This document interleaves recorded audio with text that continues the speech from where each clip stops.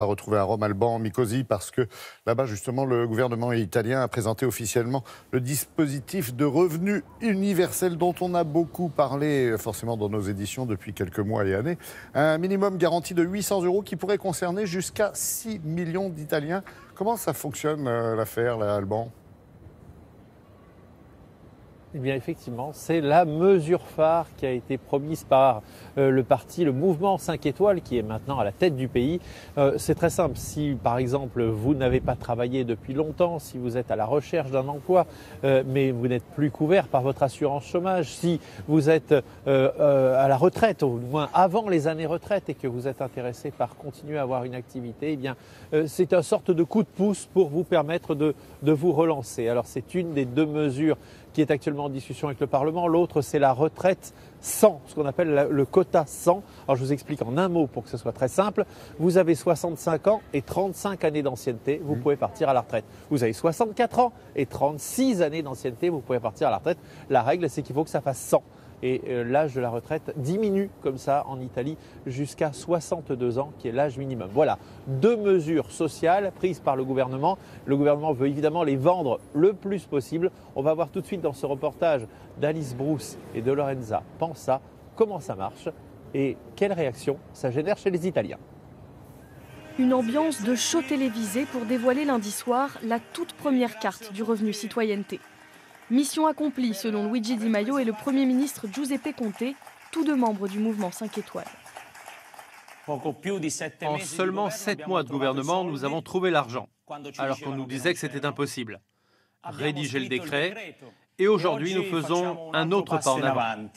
C'était une des grandes promesses du gouvernement. À partir d'avril, 5 millions d'Italiens pourront bénéficier d'une allocation de 780 € par mois. Une mesure qui divise les personnes que nous avons rencontrées. Tu ne résous rien avec 800 € par mois, ça n'encourage pas les gens à chercher un emploi. Si on te ramène de l'argent chez toi, pourquoi aller chercher du travail ?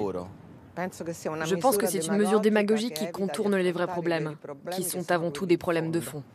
C'est une opportunité pour les jeunes, mais aussi pour ceux qui ont perdu leur travail et qui n'arrivent pas à trouver une autre activité. Pour en profiter, les conditions sont strictes. Par exemple, ne pas avoir acheté de voiture neuve dans l'année, ne pas posséder un bateau de plaisance ou encore une résidence secondaire. Cette réforme reste pour l'instant expérimentale et s'étalera sur 3 ans. En prenant cet engagement, Luigi Di Maio et Giuseppe Conte espèrent bien pousser le mouvement 5 étoiles jusqu'aux européennes. Oui, une mesure très populaire, Alban, sauf que, paraît-il, les caisses sont vides à Rome, non ? C'est tout le problème, Laurent. Effectivement, c'est pour ça que vous avez entendu des Romains qui sont un peu, on va dire, mitigés sur cette opération. C'est que les caisses italiennes de l'État sont bien vides. La preuve, c'est que le budget il a été construit sur une hypothèse de croissance de 1,5%. Ça, c'était l'hypothèse de base. Oui, mais voilà, ça passe pas toujours aussi facilement. Et actuellement, la croissance, elle est négative en Italie, c'est-à-dire qu'on est dans un moment de dépression. C'est-à-dire que non seulement il n'y a pas de croissance, mais au contraire, le PIB est en train de baisser. Donc, ça va falloir puiser sur de l'argent que l'État n'a pas. Et les Italiens craignent que ce soit de l'endettement pour les générations futures. On verra bien.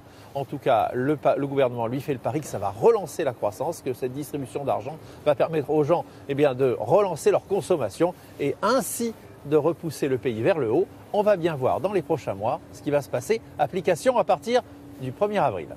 Oui, surveillez ça pour nous. Merci Alban et passez une belle journée.